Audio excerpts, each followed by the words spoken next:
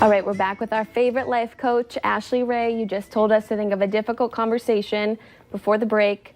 So now let's go ahead and take those steps to have that awful conversation none of us want to have. No, they're not fun. So we're going to talk about how to prepare for it, how to have it, and then how to let go of maybe some of that yuck, right? And again, like I mentioned, the steps that we're going to take, depending on what that conversation is in our head, a personal one, a professional one, the steps are going to be different. And even those steps might need to be modified a little bit. And there's lots, we could have a 30-minute segment and talk about this, but we're limited. So I went through and picked some of the top tips that we talk about with people. So number one, understanding that when we prepare for this conversation, going into it about self-awareness and understanding that our communication, again, numbers might vary depending on where you are, but about 58%, roughly 55% is nonverbal. It's our body language, right? About 38% is the tone of our voice, and about 7% is truly actually the words that we're communicating. So just being very self-aware of how we're going to be communicating and having that conversation with people.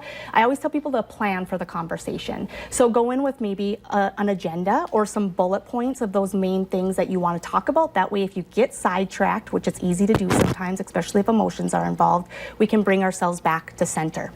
Prepare for the conversation, practice it, right? So whether it's with a colleague or whether it's maybe with another family member or a friend, just sitting down and practicing that conversation and really, again, understanding how you're maybe delivering it, flowing through those topics that you want to talk about. I do that. Like yes. On long car rides, I mean, yep. I have the luxury, I drive a lot for my job. So like if I know that I am having a conflict, I will walk through it on my drive. Which is good because you're kind of visualizing that outcome because the first time is always ugly and like there's a lot of emotions like yep. Let's bring those out. Absolutely, yes. So that's perfect that you're doing that. Another one I would say is be empathetic. Understand that we all have different points of views and perspectives and ideas.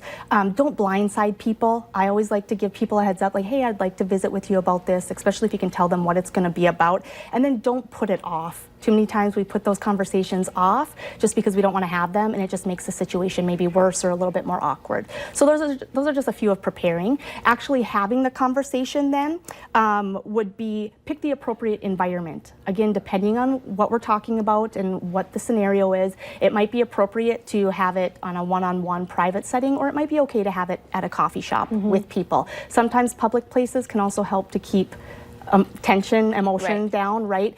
Involve a third party if you can. If it's at work, maybe another colleague or an HR person. If it's personal, invite a friend or a family member who can almost be that unbiased person that can facilitate it. Be direct and clear. Too many times we beat around the bush. Just be direct and communicate what you want to say to that person.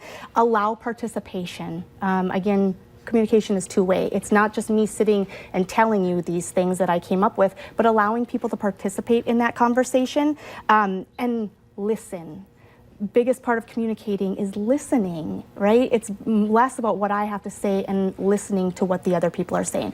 So it's a little bit about facilitating. And then the last couple things I'll just say about following up would be multiple conversations. Sometimes difficult conversations require more than one. So you got to loop back around and have those a couple times. If you're letting somebody go at work, clearly you're not going to have multiple conversations, but with a spouse or a friend, you might have to come back. Another one would be avoid avoiding. Too many times after we've had that conversation, I avoid you because it is awkward. Recognize that it was awkward and it wasn't a fun conversation to have, but don't avoid that person because it's only going to make it worse.